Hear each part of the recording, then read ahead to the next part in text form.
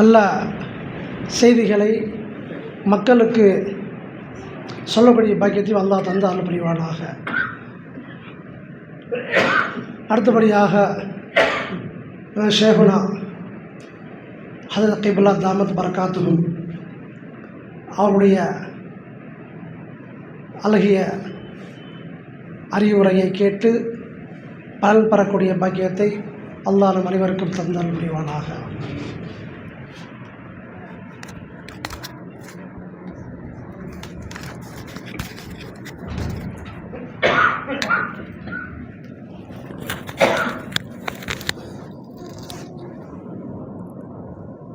अस्सलामु अलैकुम वरहमतुल्लाहि वबरकातुहू.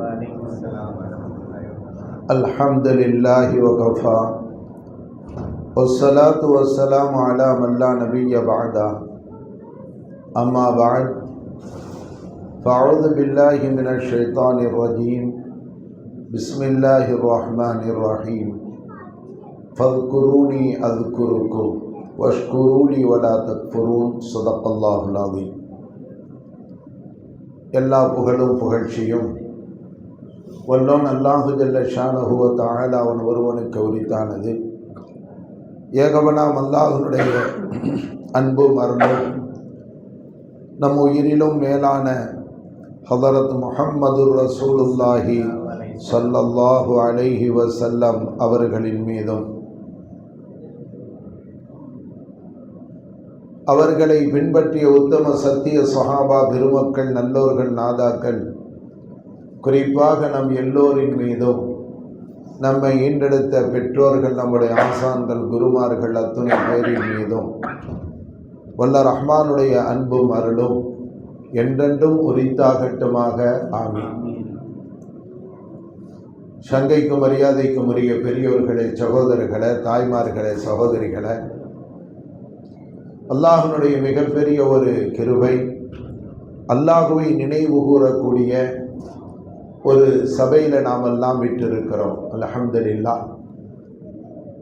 நமக்கு முன்னால் பேசிய ஹதரத் பெருந்தை அவர்கள் இந்த உள்ளத்தை எப்படியெல்லாம் பரிசுத்தப்படுத்த வேண்டும், எதற்காக நபிமார்கள் இந்த உலகத்திற்கு வந்தார்கள், குறிப்பாக முஹம்மது ஸல்லல்லாஹு அலைஹி வஸல்லம் அவர்கள் மனிதனை பரிசுத்தப்படுத்துவதற்காக வேண்டி அவர்கள் எடுத்த முயற்சிகள், அதற்காக வேண்டி இப்ராஹிம் அலைஹிஸ்ஸலாம் அவர்களால் துஆ செய்யப்பட்ட நிலை என்பதையெல்லாம் மிக சிறப்பான கருத்துக்களை சொல்லியிருக்கிறார்கள். நாம் உள்வாங்க வேண்டும்.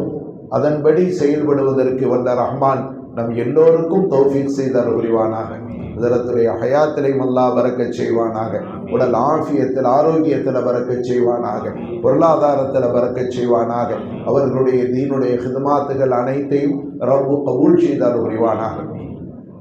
அருமையான பெருமக்களே, மனித படைப்பினுடைய நிலைப்பாடு என்னங்கிறத கொஞ்சம் சிந்திக்க ஆரம்பிச்சுட்டா அதுக்கு பிறகு அந்த மனிதனிடத்திலிருந்து உருவாகக்கூடிய கர்வம், பெருமை, அகந்த, திமிரு, இது எல்லாமே அடங்கிப்போம். எல்லாம் அடங்கிப்போம். அதற்கு அவங்க தன்னுடைய உரையில சொல்லி காட்டினாங்க, மனித படைப்பு இந்த லாகிரியான வஸ்துக்கள், உடல் அமைப்புகள் இருக்கிறத, இது மண்ணை கொண்டு படைக்கப்பட்டது. மற்ற உறுப்புகள், மற்ற படைப்புகள் அதனுடைய நிலைப்பாட்டுக்கும் மனித படைப்புக்கும் மத்தியில ஒரு வித்தியாசம் இருக்கிறது. அல்லாஹு ஜல்ல ஷானஹு வ தஆலா மற்ற எல்லா படைப்புக்கும் குன் என்ற சொல்லால் படைத்தார். மனித படைப்பு மட்டும் அல்லாஹ் சொல்லுகிற போது அந்த ஷைத்தான் சுஜூது செய்ய மறுத்தான் அல்லவா? அப்படி மறுத்த அந்த நேரத்தில் அல்லாஹு ஜல்ல ஷானஹு வ தஆலா அந்த ஷைத்தானிடத்தில் என்ன சொன்னான் தெரியுமா? எனது 2 கரங்களால் படைத்த ஒரு படைப்பிற்கு நீ ஏன் சுஜூது செய்யவில்லை என்று கேட்டான். மற்ற எந்த படைப்புக்கும் அல்லாஹ் தஆலா அந்த வார்த்தையை பயன்படுத்தல. என்னுடைய 2 கரங்களால் உண்டாக்கிய படைத்த இந்த படைப்புக்கு நீ ஏன் சுஜூது செய்ய மறுத்த? என்ன அதற்கு அவங்க ஒரு அருமையான கருத்தை சொன்னாங்க. மனிதனுள் நான் இருக்கிறேன், வனஃபக்து ஃபீஹி மிர் ரூஹி, என்னுடைய ஆன்மாவை நான் என்ன செஞ்சேன், மனிதனுக்குள் ஊதினேன் என்று சொன்னால் மனிதனுள் அல்லாஹ் புகுந்து விட்டான். அதனால தான் கல்புல் முஃமின் அர்ஷுல்லாஹ், ஒரு மூமினுடைய உள்ளம் இருக்கிறதே அது அல்லாஹுடைய சிம்மாசனம் என்று சொல்லப்படுகிறது. ஏன்னா அல்லாஹ் குடியிருக்கக்கூடிய இடம் மனிதனுடைய உள்ளம். அல்லாஹ் குடியிருக்கக்கூடிய இடம் மனிதனுடைய உள்ளம். மனிதனுடைய உள்ளத்துல அல்லாஹ் அல்லாத வேறு எந்த ஒரு வஸ்துக்களும் போற்றுதலுக்குரியதாக பெருமைக்குரியதாக இருக்கவே கூடாது. ஏன்னா அது அல்லாஹ்வுக்கு பிடிக்காது. எங்க ஒருத்தருக்கு சொந்தமான ஒரு இடம், அந்த இடத்துக்குள்ள அதற்கு உரியவரைத்தானே அங்கே அனுமதிக்க முடியும். அதற்கு உரியவர் இல்லை அப்படின்னு சொன்னா வேற யாராவது அந்த இடத்திற்கு வந்து விட்டால் இடத்திற்கு உரியவருக்கு கோபம் வரும் அல்லவா, ரோஷம் வரும் அல்லவா? ஒண்ணுமில்லை, ஒரு கணவன் மனைவி, மனைவியினுடைய பெட்ரூமுக்கு சொந்தக்காரன் கணவன் மட்டும்தான் இல்லையா? அந்த இடத்துல வேறொருத்தன் வந்து படுத்தான்னு சொன்னா ஒரு கணவனுக்கு ரோஷம் வருமா இல்லையா, கோபம் வருமா இல்லையா? நபிகள் பெருமானார் ஸல்லல்லாஹு அலைஹி வஸல்லம் அவர்களுடைய காலத்துல ஒரு நபித்தோழர் லிஆன் சம்பந்தமான அந்த ஆயத்து இறங்குவதற்கு முன்பாக ஒரு நிகழ்வை சொல்லி காட்டுகிறார். யா ரசூலல்லாஹ், ஒரு கணவன் தன் மனைவியோடு ஒரு அந்நியனை பார்த்து விட்டான். இப்ப அவன் என்ன செய்வான்?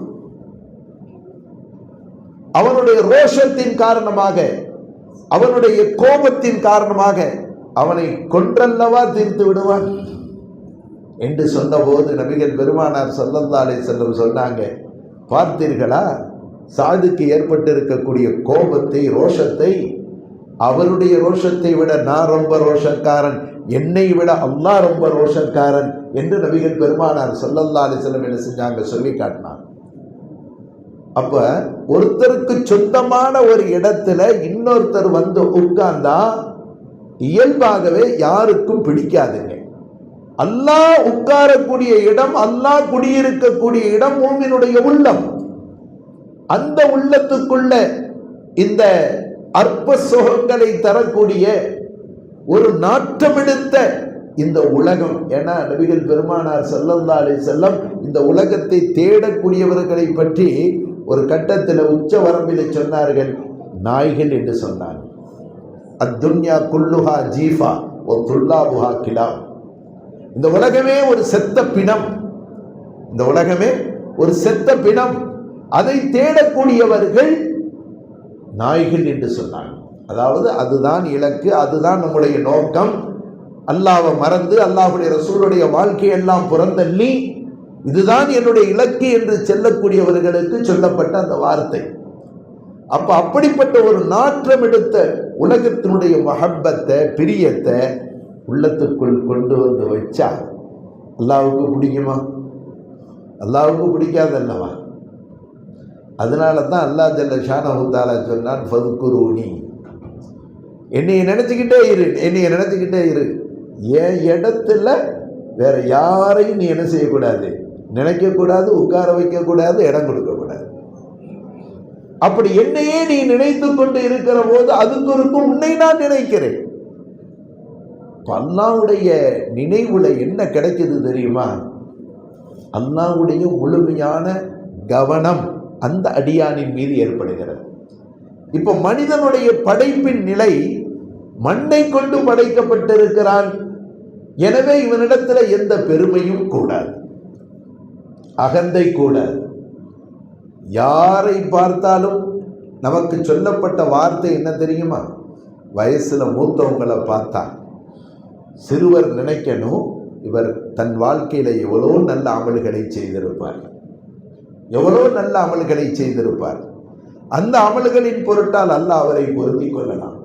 நானும் சின்னவனாக இருக்கிறேன், என்னிடத்தில் அமல்கள் அந்த அளவுக்கு கிடையாது என்று தன்னை விட வயசுல மூத்தவங்களை பார்த்து நினைக்கணும். தன்னை விட வயசுல குறைஞ்சவங்க, அவங்கள பெரியவங்க எப்படி நினைக்கணும்? இவன் தன் வாழ்க்கையில பாவங்கள் ரொம்ப குறைய பதிவு செய்யப்பட்ட மனிதனாக ஒருவனாக இவன் இருந்து கொண்டிருக்கிறான். நான் இருக்கிறேன், என் வயசு 60 வயசாச்சு, 70 வயசாச்சு, எவ்வளவு பாவ மூட்டைகள் நான் சுமந்திருக்கிறேன். ஆனால் இவனும் என்னை விட பாவத்தில் ரொம்ப குறைவானவன் தான். அல்லாஹ் அதை கொண்டே இவனை என்ன செஞ்சுக்கிறலாம், பொருந்திக்கிறலாம் என்று சிறியவர்களை பார்த்து பெரியவர்கள் நினைக்க வேண்டும். இப்படி ஒருத்தருக்கொருத்தர் நினைப்பு வந்துருச்சுன்னு வைங்களேன், பெருமை வரும், பொறாமை வரும்,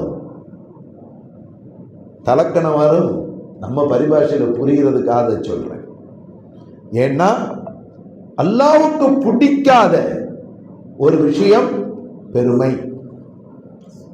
ஹதீஸ குதுசியில நபிகள் பெருமானார் ஸல்லல்லாஹு அலைஹி வஸல்லம் சொல்கிறார்கள், அல் கிப்ரியா ரிதாயி வல் அஸமத்து இஸாரி. பெருமை என்பது என்னுடைய மேலாடை, கண்ணியம் என்பது என்னுடைய கீழாடை. ஃபமன் நாஸஅனி மின்ஹுமா, இந்த ரெண்டையும் கொண்டு என்னிடத்தில் யாராவது மல்லு கட்ட நினைத்தால், புரியக்கூடிய பாஷையில் இந்த வார்த்தையை சொல்லுகிறேன், மல்லுக்கட்ட நினைத்தால், என்னோடு போட்டி போட நினைத்தால், ஃபகத் ஆதன்துஹு பில் ஹர்ப், அவனிடத்தில் யுத்தம் செய்வதற்கு நான் தயார் என்று ரப்பு சொல்லுகிறான். யார் சொல்றது? அல்லாஹ் சொல்றான். ஏன்னா அல்லாஹ்வுக்கு பிடிக்காத ஒன்று பெருமை. இன்னைக்கு பெருமை உள்ளத்தில் இருக்கின்ற காரணத்தினால் தான் சண்டையும் சச்சரவுகளும் எல்லாமே ஏற்படுதுங்க. ஒருவர் பிறருக்கு மத்தியில் பிரச்சனை உண்டாகுதுன்னா இங்க என்ன பிரஸ்டேஜ், நான் பெருசா நீ பெருசா, அதுதான் பெருமை. ஒரு கட்டத்தில் பெருமானார் ஸல்லல்லாஹு அலைஹி வஸல்லம் சொல்வார்கள், ஒருவருடைய உள்ளத்தில் கடுகளவு, ரொம்பலாம் தேவையில்லைங்க, கடுகளவு பெருமை இருந்தாலும் அந்த நிலையில் அவர் மரணத்தை மேற்கொண்டால் அவர் சொர்க்கம் புக முடியாது. அவர் எவ்வளோ தொழுது இருக்கட்டும், நோன்பு வச்சிருக்கட்டும், இபாதத் செஞ்சிருக்கட்டும், அல்லாஹ்வை திக்ர் செஞ்சிருக்கட்டும், எவ்வளவு செஞ்சிருந்தாலும் சரி, கடுகளவு பெருமை இருந்தாலும் அவர் சொர்க்கத்துக்குள் போக முடியாது. ஏன்னா இந்த பெருமை தான் ஷைத்தானை நிரந்தரமாக அல்லாஹ்வுடைய ரஹ்மத்தை விட்டும் அப்புறப்படுத்தி, நிரந்தரமாக இனி அவன் சொர்க்கத்துக்கே போக முடியாத ஒரு நிலை, அப்படியான ஒரு சூழல், ரஜீம் என்று சொல்லப்படக்கூடிய ஒரு நிலை, ரஹ்மத்தை விட்டு அப்புறப்படுத்தப்பட்ட நிலை, அந்த பெருமை தான் உண்டாக்குது. கொஞ்சம் வழிபட்டு இருந்தான்னு சொன்னான், கொஞ்சம் சிந்திச்சு பார்த்திருந்தான்னு சொன்னான், ரப்பல்லவா சொல்லுகிறான், அது யாருக்கு நாம் சிராஷ்டாங்கம் செய்தால் தான் என்ன, மண்ணுக்கு செய்தால் தான் என்ன, மலைக்கு செய்தால் தான் என்ன, சொன்னவன் ரப்பல்லவா என்று தன்னுடைய கொஞ்சம் அந்த அறிவை ரப்பின் பக்கம் திருப்பி இருந்தான் என்று சொன்னால் இன்னைக்கு இந்த இழிநிலை அவனுக்கு என்ன செஞ்சிருக்காது, ஏற்பட்டிருக்காது. அவன் மனசுல உள்ள கர்வம், பெருமை, நான் நெருப்பால் படைக்கப்பட்டவன், ஆதம் மண்ணால் படைக்கப்பட்டவர், மண் தாழ்ந்தது, நெருப்பு உயர்ந்தது, அந்த நிலைக்கு வந்தான். அதனால அவன் அறிவு சொன்னிச்சு, உயர்வுக்குத்தான் தாழ்வானது சிரம்பணிய வேண்டுமே தவிர தாழ்வானதுக்கு உயர்வானது என்ன செய்யக்கூடாது, சிரம் தாழ்த்தக்கூடாது. அது முறையல்ல, அது அறிவுக்கு அப்பாற்பட்டது என்று அவன் நினைத்தான். அவன் நினைக்கல, சொன்னவன் யார், எல்லாத்தையும் படைத்தவன் அல்லவா என்று அவன் அந்த நிலைக்கு வராம அவன் அறிவு என்ன செஞ்சிருச்சு, தடுத்துருச்சு. அருமையான பெருமக்களை, மண்ணால் படைக்கப்பட்ட இந்த மனிதனிடத்துல பணிவுங்கிறது வேணும். பணிவு இருக்கிற வரைக்கும் தான் மனிதனுக்கு உயர்வு. நபிகள் பெருமானார் ஸல்லல்லாஹு அலைஹி வஸல்லம் சொல்வார்கள், மன் தவாதஅ லில்லாஹ் ரஃபஅஹு அல்லாஹ். யார் அல்லாஹ்வுக்காக பணிந்தார்களோ அல்லாஹ் அவர்களை மேல உயர வைப்பான், மேல உசர வைப்பான். மன் தகப்பர வலாஹுல்லாஹ், யார் பணியலையோ பெருமை பிடித்தவனாக இருப்பானோ அவனை அல்லாஹ் தாழ்த்தி விடுவான், இழிவாக்கி விடுவான் என்று பெருமானார் ஸல்லல்லாஹு அலைஹி வஸல்லம் சொன்னார். அப்ப மண்ணை கொண்டு படைக்கப்பட்ட அந்த மனிதனிடத்தில் பணிவு என்பதுதான் தன்னடக்கம், பணிவு என்பதுதான் கண்ணியத்தை தரும், பணிவு என்பதுதான் உயர்வை தரும். அந்த பணிவுக்கு மாற்றமான நிலை என்பது உயர்வை தரார். ஒன்றுமில்லை, அறிவார்ந்து நாம் சிந்திச்சு பார்ப்போமே. இப்போ செருப்புக்கு கீழே மண் இருந்தா அதுக்கு மதிப்புங்க, சரியா? செருப்புக்கு கீழே மண் இருந்துச்சுன்னா அதுக்கு மதிப்பு. அதே மண் ஆடைக்கு மேலே பட்டா என்ன செய்வோம்? தட்டி விட்டு விடுகிறோம். அதே மண் முகத்தில் பட்டால் துப்புரவு பண்ணுகிறோம். எந்த மண் தன்னுடைய அந்த காலுக்கு கீழ் இருக்கிற வரைக்கும் அதுக்கு மதிப்பு, மரியாதை. அதே மண் மேல பட்டு விட்டால், ஆடையில பட்டு விட்டால், முகத்தில பட்டு விட்டால், தலையில பட்டு விட்டால் அதை உடனடியாக சுத்தம் செய்து விடுகிறோம், துடைத்து எறிந்து விடுகிறோம், இல்லையா?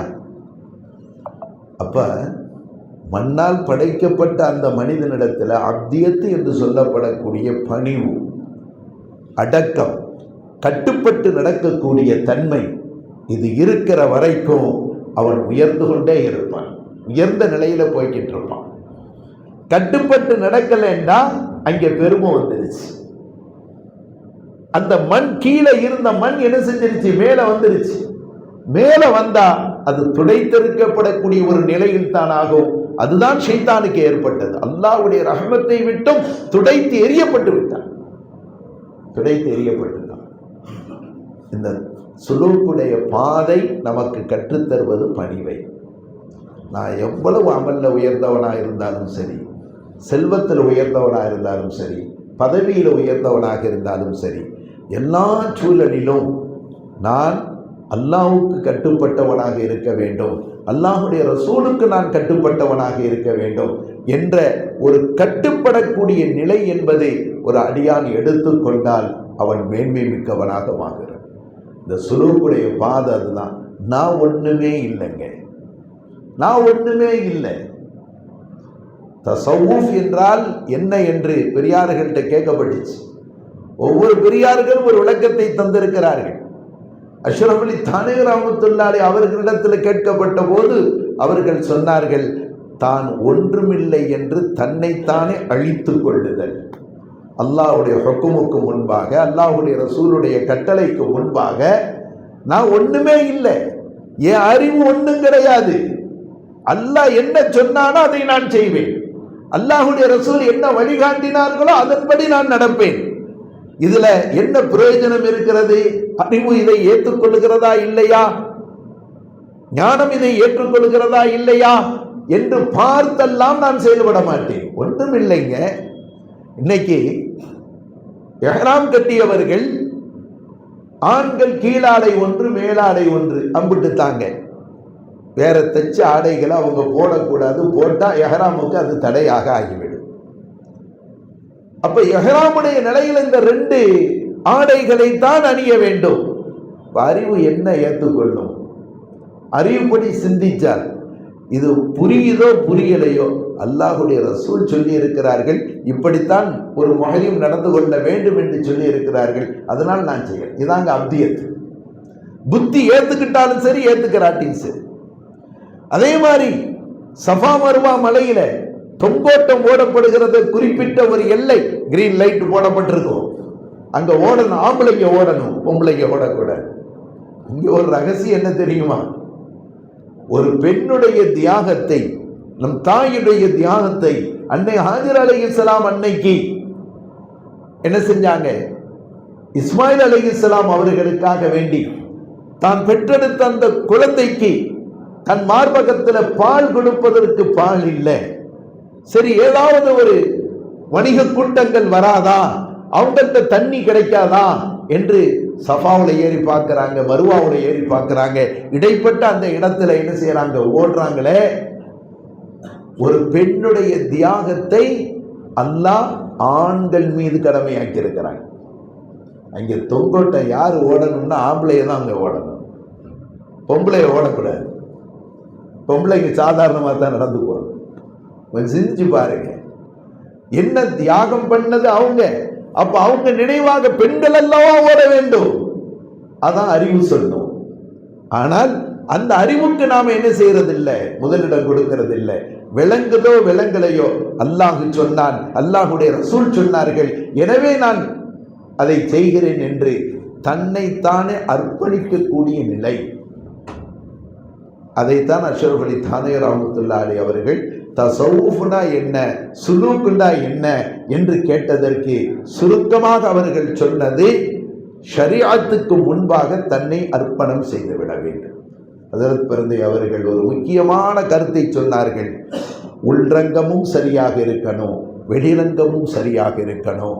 இன்னைக்கு உலக நடப்பு, உன் சுய வாழ்க்கை, தனிப்பட்ட வாழ்க்கை எப்படியோ இருந்துட்டு போகுதப்பா, பொது வாழ்க்கை என்று வருகிற போது நீ ரொம்ப பக்குவமாக இருந்துக்கிறணும், பரிசுத்தமாக இருந்துக்கிறணும் என்று சொல்லப்படக்கூடிய அந்த கருத்து நியாயமுடையதல்ல. நபிகள் பெருமானார் ஸல்லல்லாஹு அலைஹி வஸல்லம் அவர்களை அல்லாஹ் சொல்லி காட்டுகிறானே, லக்கது கான லக்கும் ஃபீ ரசூலில்லாஹி உஸ்வத்துன் ஹஸனா.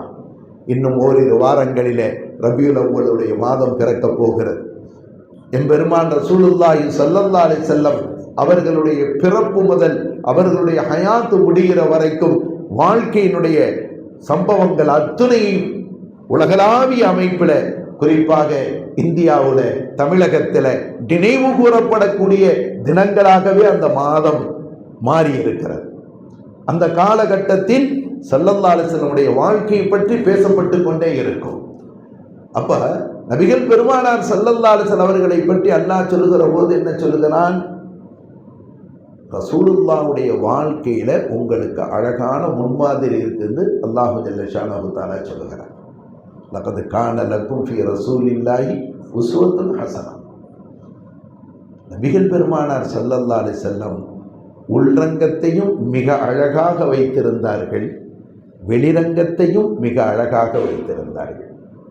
எந்த தலைவராவது தன்னுடைய அந்தரங்க வாழ்க்கையை பற்றி டிக்ளேர் பண்ணி இருக்கிறார்களா? நபிகள் பெருமானார் ஸல்லல்லாஹு அலைஹி வஸல்லம் டிக்ளேர் பண்ணி இருக்கிறாங்க.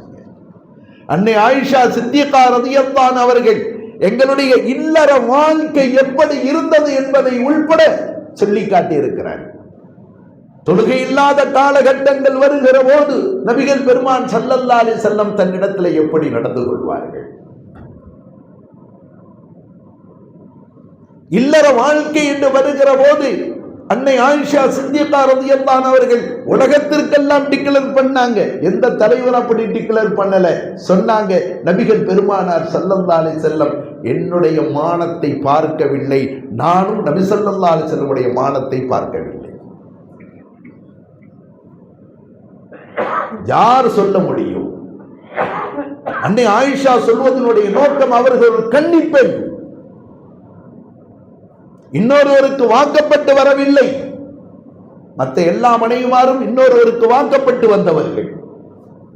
அன்னை ஆயிஷா சித்திகா ரலியல்லாஹு அன்ஹா அவர்கள் கன்னிப்பெண்ணாக நபி ஸல்லல்லாஹு அலைஹி வஸல்லம் அடைந்தவர்கள். தெளிவுபடுத்துறாங்க, உலகத்துக்கு சொன்னாங்க. அந்தரங்க வாழ்க்கையை கூட டிக்ளேர் பண்ணவங்க நபிகள் பெருமானார் ஸல்லல்லாஹு அலைஹி வஸல்லம் வாழ்க்கை. ஆக இந்த சுலூக்குடைய பாதையில் பயணிக்கக்கூடிய நாம், அல்லாஹ் நம்மை எப்போதும் பார்த்து கொண்டு இருக்கிறான் என்ற சிந்தனையோடு உள்ரங்கத்தையும் சரி செய்து கொள்ள வேண்டும், வெளிரங்கத்தையும் சரி செய்து கொள்ள வேண்டும். அப்படி நம்முடைய நிலைப்பாடுகள் சரியாக ஆகுவதற்குத்தான் திக்ர் அதுக்கார்கள். எப்போவுமே ரப்பை நினச்சிக்கிட்டே இருக்கிறோம் என்று சொன்னால் நம்முடைய வாழ்க்கை பரிசுத்தமான நிலைக்கு வரும். அதை ஒரு நிலைப்படுத்துவதற்குத்தான் ஷேகுமார்களுடைய தொடர்பு. தன்னுடைய ஹாலாத்துகள், நினைவுகள் இவைகளையெல்லாம் சொல்லி சரி செய்து கொள்வதற்குத்தான் ஷேகுமார்களுடைய தொடர்பு என்பது மிக அவசியம். தன்னை சரி செய்து கொள்வதற்கு ஷேகுமார்களுடைய தொடர்பு என்பது மிக அவசியமாக இருந்து கொண்டிருக்கிறது. ஒரு உதாரணத்தை சொல்லி காட்டினாங்க ஹஜ்ரத் அவங்க. ஒரு டாக்டர் மருத்துவம் செய்கிறார் என்று சொன்னால், அந்த டாக்டர்கிட்ட ஒரு காய்ச்சலுக்காக காட்டியாச்சு, அவர் 3 நாளைக்கு மாத்திரை தருவாருங்க. முதல் கட்டம் போட்ட உடனேயே காய்ச்சல், ஃபீவர் எல்லாமே என்ன செஞ்சிடும், சுகமாயிடும். இவர் என்ன நினைப்பார், அதான் சுகமாயிருச்சே, இனி எதுக்கு 2 நாளைக்குள்ள மாத்திரையை நம்ம போடணும். அப்படின்னு நினைப்பார். அதுதான் தவறு. ஒரு டாக்டர் ஒரு நோய்க்கு அவர் மருத்துவம் செய்கிற போது எத்தனை நாட்களுக்கு எத்தனை மாத்திரைகளை உபயோகிக்கணும்னு சொல்றாரோ, எந்தெந்த நேரத்தில் உபயோகிக்கணும்னு சொல்றாரோ, அதை அப்படியே நோய் தீர்ந்தாலும் கடைபிடிக்கணுங்க. வெளிரங்கத்தில் நோய் தீர்ந்ததாக தெரியும், ஆனால் உள்ளுக்குள்ள அந்த செல் அதுவும் சேர்ந்து சாகணும், அது இல்லாம போகணும். அது இருக்கும் என்று சொன்னால் மறுபடியும் என்ன செய்யும்? அந்த காய்ச்சலோ அல்லது வேறு நோய்களோ அது மறுபடி ஏற்படக்கூடியதாக இருக்கும். அது மாதிரி தான் ஷேக்மார்கள் மூலமாக ذிக்ர் அதுக்கார்கள் தரப்படுகிறது என்று சொன்னால், ஒரு நாளைக்கு இத்தனை செய்யுங்க, இவ்வளவு செய்யுங்க, இவ்வளவு நேரத்தை எடுத்துக்கொள்ளுங்க என்று சொல்லுகிற போது, இப்போ ஆரம்பமாக செய்ய ஆரம்பித்த உடனே இப்போ மனசில் ஒரு விதமான ஓர்மை ஏற்பட ஆரம்பிக்கும். இப்போ இவர் என்ன நினைப்பாரு, நம்ம கொஞ்சம் தான் இப்போ செய்ய ஆரம்பித்தோம், மாஷா அல்லாஹ் நம்ம ஹாலாத்துகளில் மாற்றம் ஏற்பட்டு விட்டது, இனிமே ஏன் இந்த கணக்குப்படி நாம் செய்து கொண்டு இருக்க வேண்டும் என்று நினைத்து அந்த கணக்கை அவர் விட்டுறக்கூடாது. ஒரு நாளைக்கு காலையில் இதுண்டா மாலையில் இதுண்டா அது கரெக்டாக என்ன செய்யணும், ஃபாலோ பண்ணி செய்து கொண்டே இருந்தால்தான் அந்த ஓர்மையாக நிலைத்து இருக்கும். உதாரணத்திற்காக சொல்லுகிறேன், அல்லாஹ்வை அடைவது என்று சொன்னால் சாதாரணமாக அடைய முடியாது. ஒவ்வொன்றுக்கும் ஒரு துறை தேவை, ஒரு படிப்பு தேவை. இந்த கம்ப்யூட்டர் பயிற்சியில் எழுத்தைய ஆரம்பத்தில் கற்றுக் கொடுக்குறாங்க, ஆனா வண்ணா ஈனா இல்லை ஏபிசி இதையா கற்றுக் கொடுக்குறாங்க. அவங்க என்னென்னமோ சொல்லி கொடுக்குறாங்க, நம்ம அறிவே அதை என்ன செஞ்சு கொள்ளாது, அந்த நேரத்தில் ஏற்றுக்கொள்ளாது. இருந்தாலும் கற்றுக் கொடுக்கக்கூடிய ஆசான் அவர் இப்படித்தான் நீ செய்யணும்னு சொல்றாரு, அதை என்ன செய்யணும், அப்படியே ஃபாலோ பண்ணணும். பிறகு அவருடைய கை என்ன செஞ்சுக்கிட்டு இருக்கோம், அந்த கம்ப்யூட்டரில் விளையாண்டு கொண்டு இருக்கும். அந்த தன்மை உண்டாகணும்னு சொன்னால் அவர் சொல்ற தர்த்தீபின்படி செய்யணுங்க. இது அறிவார்ந்த ஒரு நிலையில் நாம் ஏற்றுக்கொள்கிறோம் இல்லையா? நாம் என்ன நினைப்போம், ஏபிசி இல்லை இவர் சொல்லணும், ஏ இங்கே இருக்குது, பி இங்கே இருக்குது, சி இங்கே இருக்குது, இதை இப்படி அடி அப்படின்னு தானே சொல்லி தரணும். ஆனால் வேறு ஏதோ ஒரு வார்த்தை அல்லவா அவர் கற்றுத்தந்து கொண்டு இருக்கிறார். இதை நீ கைப்பழக்கம் செய்து விட்டால் இனி எல்லா இடத்துக்கும் என்ன செய்ய உன்னுடைய கை பழகும் என்ற ஒரு தர்த்தீப், ஒரு தர்பியத் கொடுக்கிறார். அதை அவர் கண்ணை மூடிக்கிட்டு ஏற்றுக்கிறணும், அவர் சொல்றபடி நடக்கணும். அப்போ அதில் அவர் முன்னேற்றத்தை காண முடியும். இன்னைக்கு என்ன நிலைமைகள் என்று சொன்னால், பையாத் ஆகப்படுகிறது, ஆனால் முறைப்படி என்ன தர்த்தீப் சொல்லப்படுகிறதோ, தஸ்பீஹாத்துகளை இதை இப்படி செய்யுங்க, இந்த நிலைமைகளை செய்யுங்க என்று சொன்னால் அவர் இஷ்டப்படி என்ன செய்து கொண்டிருக்கிறார் என்று சொன்னால் அதில் ஒரு முன்னேற்றமான நிலைகளை பார்ப்பது ரொம்ப கஷ்டங்க, ரொம்ப கஷ்டம். அல்லாஹ் உலகத்தில் ஒவ்வொன்றுக்கும் ஒரு வழிகாட்டியை வைத்திருக்கிறான். ஏங்க சாதாரண ஒரு டிரைவிங் பண்ணணும், அதுக்கு கற்றுத்தர்றதுக்கு ஒரு ஆசான் இருக்கிறார். அவர் சொல்றபடி கற்றுக்கொண்டால் தான் என்ன செய்ய முடியும், டிரைவிங் பண்ண முடியும். எனக்கும் கண் இருக்கு, எனக்கும் கை இருக்கு, எனக்கும் கால் இருக்கு, நானும் மிதிப்பேன், நானும் அதை ஸ்டேரிங்கை பிடிப்பேன் அப்படின்னா எங்கேயாவது முட்டி மோதி கொண்டு இருக்க வேண்டியது தான். இது போன்றுதான் ஆகிராவுடைய அமல்களிலும் ஒரு வழிகாட்டி தேவை. அந்த வழிகாட்டி என்ன தர்த்தீப் சொல்லுகிறார்களோ அந்த முறைப்படி நாம என்ன செய்யணும், பயணிக்கணும். அப்படி பயணிக்கிற போது அதனுடைய பலாபலனை அடைந்து கொள்ள முடியும். கண்ணியத்திற்குரிய பெரியவர்களே, சகோதரர்களே, வாழ்க்கை என்பது ரொம்ப குறுகிய கட்டத்தில் இருந்து கொண்டிருக்கிறது. இன்னும் எத்தனை ஆண்டு காலமோ, ஆனால் இந்த உடம்புல உசுரி இருக்கிற வரைக்கும் தான் நாம் செய்யக்கூடிய அமலுக்கு பவர், சுப்ஹானல்லாஹ்வுக்கு பவர், அல்ஹம்துலில்லாஹ்வுக்கு பவர், அல்லாஹ் அக்பருக்கு பவர், நாம் தொழுகிற தொழுகைக்கு பவர், நோக்கிற நோன்புக்கு பவர், கொடுக்கிற தான தர்மத்துக்கு பவர், நன்மையை ஏவி தீமையை தடுக்குதலுக்கு பவர், ذிக்ர் அதுக்கார்கள் செய்வதற்கு பவர். எதுவரைக்கும், நம்ம உடம்புல உசுரி இருக்கிற வரைக்கும். இனி கபருக்கு போன பிறகு 1000 இல்லை, 1 கோடி இல்லை, பல கோடி சுப்ஹானல்லாஹ் சொல்கிறார், பல கோடி அல்ஹம்துலில்லாஹ் சொல்கிறார், பல ஆயிரம் ரக்காத்துல கபூர்ல நின்று தொழுது கொண்டிருக்கிறார் என்று வைத்துக் கொள்ளுங்கள். இந்த உலகத்துல தொழுத ஒரு ரக்காத்துக்கு அந்த 1000 இல்ல லட்சம் கோடி ரக்காத்து ஈடாகுமா என்று சொன்னால் ஈடாகாது. இந்த உலகம் தாருல் அமல், அமல் செய்வதற்காகவே உள்ள இடம். மறுமை தாருல் ஜஸா, செஞ்ச அமலுக்குரிய கூலி கொடுக்கப்படக்கூடிய இடம்.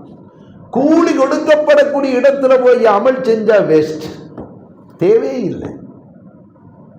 அதே மாதிரி அமல் செய்ய வேண்டிய இடத்துல பகரத்தை எதிர்பார்ப்பது என்பது நியாயம் அல்ல. ரப்பு ஒருத்த, அவன்கிட்ட தான் நாம் எதிர்பார்க்கணும். அவன் நாடுனா தருவான், நாடுனா மறுமையில தருவாங்க. நாம தொழுத தொழுகைக்குரிய பலாபலன்களை இந்த உலகத்திலேயே முழுசா எதிர்பார்ப்பது என்பது அறிவுடைமை ஆகாது. ஏன்னா இது அமல் செய்வதற்குரிய இடம், அதற்குரிய பகரம் ரப்பு விரும்பினால் கொடுப்பான், விரும்பாவிட்டால் கொடுக்க மாட்டான், மறுமையில கொடுத்து விடுவான். நம்முடைய பயணம் லில்லாஹிய, அல்லாஹ்வுக்காக. அதைத்தான் ஹஜரத் அவங்க சொன்னாங்க, உள்ரங்கத்தை நீங்கள் சரி செய்து கொள்ளுங்கள். எந்த அமல்களை செஞ்சாலும் தஹஜ்ஜுதே தொழுகிறோம், அல்லாஹ்வுக்காக செய்யும். ஏன் ரப்பை திருப்திப்படுத்த, ஏன் ரப்புடைய சந்தோஷத்தை பெற்றுக்கொள்ளத்தான் நான் செய்கிறேன் அப்படின்னு ஒவ்வொரு நேரமும் நான் நினைக்கணும். அதே மாதிரி தான் திக்ர் அதுக்காரர்களுடைய நிலைகள்லையும் ஏன் ரப்பை சந்தோஷப்படுத்தணும், ஏன் ரப்பு என் பக்கமாக திரும்பணும், அவனுடைய கவனம் எனக்கு தேவை. என்ன ஏன் ரப்பு நினைக்கணும், ஏன் ரப்பை நினைக்க வைக்கவே நான் ஏன் ரப்பை நினைக்கிறேன். என் ரப்பை நினைக்க வைக்கவே, என்னை பற்றி நினைக்க வைக்கவே நான் என்ன ரப்பை செய்கிறேன் என்று ஒவ்வொரு கட்டத்திலும் அந்தரங்க வாழ்க்கை ஷரியத்துக்கு உள்பட்டதாக இருக்க வேண்டும். ஹராமிலிருந்து முழுமையாக தன்னை பாதுகாத்து கொள்ள வேண்டும். நபிகள் பெருமானார் ஸல்லல்லாஹு அலைஹி வஸல்லம் சொல்வார்கள், ஒரு அழகான பெண், கண்குளிர்ச்சியை தரக்கூடிய பேரழகு, அப்படியான ஒரு பெண்ணை ஒரு அந்நிய ஆண் பார்த்து விட்டான். பார்த்த மாத்திரத்தில் உடனடியாக தன் பார்வையை தாழ்த்தி கொண்டான். மீண்டும் அந்த பார்வையை தொடரலை. வாலிபர்கள் மிக கவனமாக எடுத்துக்கொள்ள வேண்டிய ஒரு விஷயம். அல்லாஹு ஜல்ல ஷானஹு தஆலா என்ன செய்கிறானா, தன் கண்ணுக்கு அழகாக இருக்கக்கூடிய ஒரு தப்பான பார்வை, அதை அல்லாஹ்வுக்காக வேண்டி, எனக்காக வேண்டி அந்த அடியான் தாழ்த்தி கொள்கிற போது ஒரு வணக்க வழிபாட்டினுடைய டேஸ்ட்டை, ருசியை அவனுக்கு நான் கொடுக்கிறேன். இபாதத்தினுடைய, வணக்கத்தினுடைய இன்ட்ரெஸ்ட், தொழுவதில் இன்ட்ரெஸ்ட், திக்ரில் இன்ட்ரெஸ்ட், ஸலவாத் ஓதுறதுல இன்ட்ரெஸ்ட், குர்ஆன் ஓதுறதுல இன்ட்ரெஸ்ட், ஒரு தித்திப்பை நான் கொடுக்கிறேன். ஒரு இபாதத்தினுடைய ஒரு ரசனை அவனுக்கு நான் கொடுக்கிறேன். எதுக்கு பரிசா கொடுக்கப்படுது? ஒரு ஹராமிலிருந்து தன் பார்வையை பாதுகாத்த காரணத்தினால் கொடுக்கப்படுது. இதை அப்படியே திருப்பி போட்டு பாருங்கள். மஃபூ முகாலஃப் என்று சொல்வார்கள் அரபியில். மாற்று கருத்தும் எடுத்து பார்க்கணும். அப்படின்னா ஒரு மனிதனுடைய வாழ்க்கையில் அந்நிய பெண்ணை பார்க்கக்கூடிய நிலைகள் எந்த அளவிற்கு அதிகமாகுமோ அந்த அளவிற்கு வணக்க வழிபாட்டிலே இவன் உள்ளம் லயிக்காது. மாற்று கருத்தா தான். ஹராமிலிருந்து தன் பார்வையை தாழ்த்தி கொண்டால் வணக்கத்தினுடைய தித்திப்பை ரப்பு கொடுக்கிறான் என்றால், அந்த ஹராமை செய்தால், ஹராமான பார்வையை பார்த்தால் வணக்கத்தினுடைய அந்த தித்திப்பை ரப்பு பிடுங்கிக் கொள்கிறான், எடுத்துக் கொள்கிறான். மௌலானா யாக்கூப் சாஹிப் ரஹ்மத்துல்லாஹி அலைஹி அவங்களுக்கு ஏதோ ஒரு கட்டத்தில் வேலையாள் மூலமாக ஒரு உணவு கொடுக்கப்பட்டுருச்சு. அதை சாப்பிட்டாங்க. எப்பவுமே விசாரிப்பாங்க, ஒரு பசியினுடைய நிலை, ஏதோ ஒரு கவனமின்மை, சாப்பிட்டாங்க. சாப்பிட்டதுக்கு பிறகு கிட்டத்தட்ட 2 மாதம் அவர்களுக்கு அந்த இபாதாத் வணக்கத்தில் லைப்பு இல்லை, பறிபோச்சு. ஒரு மனுஷனுக்கு தெரிந்தானே, ஒரு நியமத்து தன்னிடத்தில் இருந்து கொண்டு இருந்தது மாற்றம் ஏற்படுமானால் அதை அவன் புரிந்து கொள்வான். வணக்கத்தினுடைய அந்த லைப்பே இல்லை, போச்சு. அப்போ யோசிக்கிறாங்க, என்ன நடந்துச்சு. அல்லாஹ்ட்ட துஆ செய்கிறாங்க, யா அல்லாஹ், நான் அறிஞ்சு எந்த தப்பு செய்யலை, நான் அறிஞ்சு எந்த தவறும் செய்யலை, ஆனால் என் இபாதத்தினுடைய வணக்கத்தினுடைய இந்த ரசனை என் உள்ளத்திலிருந்து போயிருச்சு. அல்லாஹ் என்னன்னு எனக்கு நீ தான் காட்டணும். அல்லாஹ்ட்ட கெஞ்சுறாங்க. 1 மாதம் 2 மாதம் கெஞ்சுறாங்க. பிறகுதான் அவர்களுக்கு அறிவுறுத்தப்படுகிறது, உள்ளத்தில் ஒரு உதிப்பு உண்டாகுகிறது. 2 மாதத்திற்கு முன்பாக ஒரு உணவை நீ சாப்பிட்டாயே, அது சம்பந்தமாக விசாரணை செய் என்று உள்ளத்தில் உதிப்பு உண்டாகுகிறது. அதுவரைக்கும் அந்த மனசில் அந்த எண்ணமே ஏற்படலைங்க. தனக்கு யார் உணவளித்தாரோ அவரை கூப்பிட்டு கேட்குறாங்க, யாத்தா நீ உணவு ஏற்பாடு கொண்டாந்து தந்திய, அதனுடைய நிலைப்பாடு என்ன, யார்கிட்டேருந்து வாங்கிட்டு வந்த? இல்லை நான் போகிற போக்கில் ஒரு அன்பளிப்பு கொடுக்கப்பட்டுச்சு, இன்னார் மூலமாக கொடுக்கப்பட்டுச்சுன்னு சொன்னாங்க. இருந்தாலும் அன்பளிப்பு தானேன்னு நான் வாங்கிட்டு வந்தேன். தலையில் கையை வச்சாங்க. இன்னா லில்லாஹி வ இன்னா இலைஹி ராஜிஊன். ஒரு சந்தேகத்திற்கிடமான ஒரு நிலை உள்ளவர் அவர். அவருடைய வியாபாரம் பரிசுத்தம் அல்ல. சந்தேகத்திற்கிடமான நிலையில் அவருடைய சம்பாத்தியம் இருந்து கொண்டிருக்கிறது. அந்த உணவை கொண்டு வந்து கடைசியில் தந்து 2 மாதம் என்னுடைய அமலெல்லாம் பாழா போச்சப்பா அப்படின்னு சொன்னாங்களாம். அருமையான பெருமக்களே, ஹராமில் இருந்து தன்னை பாதுகாத்து கொள்ள வேண்டும். மனிதனுடைய இயல்பை பற்றி சொன்னாங்க. மனிதனுடைய இயல்பை பற்றி சொல்லி காட்டினாங்க. ஹராமில் தான் அது என்ன செய்யும், சாயக்கூடியதாக இருக்கும். அரபியில் சொல்வார்கள், அன்னாசு ஹரீசுன் ஃபீமா முனியா. மனிதன் எது தடுக்கப்பட்டுச்சோ அதில் போய் விடுகிறதுல தான் மனிதனுடைய அந்த இயற்கை ஆசை கொண்டதாக இருக்கும், பேராசை கொண்டதாக இருக்கும். சின்ன பிள்ளைய நீங்கள் ஒன்றை செய்யக்கூடாதுன்னு சொல்லுங்கள், அங்கே தான் போகும். எதை நீங்கள் தடுக்கிறீங்களோ தடுக்கிறதின் பக்கம் தான் அந்த சின்ன பிள்ளை என்ன செய்யும், போகும். சரி, தடுத்துட்டாங்களா ஒதுங்கோடு ஒதுங்காதுங்க.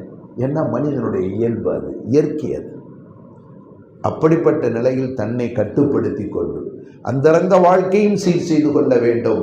வெளிரங்க வாழ்க்கையும் நம் பரிசுத்தப்படுத்தி வாழக்கூடிய நிலைதான் இந்த சுலூக்குடைய பாதை.